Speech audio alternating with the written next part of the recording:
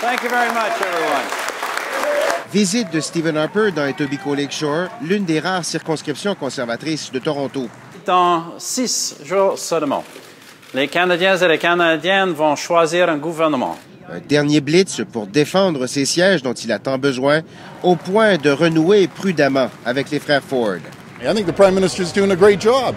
2 invités vedettes, mais une foule bien modeste, à peine une centaine de personnes.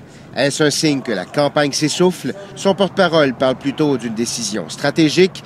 On ne veut pas nos bénévoles ici, dit-il. We want our volunteers not at events, being an audience for you guys. We want them out meeting voters and IDing vote. Mais plutôt sur le terrain pour rencontrer les électeurs.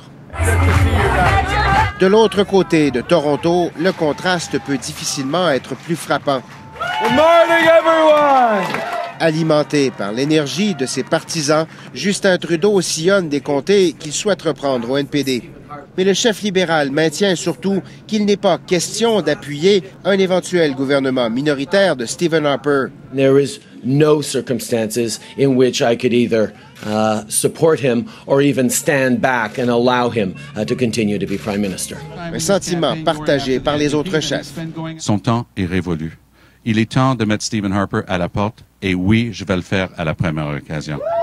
Donc, c'est clair que M. Harper sera pas premier ministre, même s'il finissait premier dans le cadre d'un gouvernement minoritaire. Or, même devant des adversaires unanimes, Stephen Harper n'ose plus évoquer, comme en 2011, la nécessité d'obtenir une majorité. Il y a un choix fondamental dans cette élection pour l'économie. Et c'est le choix entre notre parti et franchement tous les autres partis qui ont plus ou moins la même approche. Une approche des dépenses sans contrôle, financée par des coupures de bénéfices, par des augmentations de taxes et d'impôts, par des déficits permanents. Discours prudent pour Stephen Harper et une campagne plus défensive qu'en 2011, avec des journées moins remplies, des événements moins fréquents, sans sentiment d'urgence, même à quelques jours du vote. Ici Daniel Thibault, Radio-Canada, Toronto.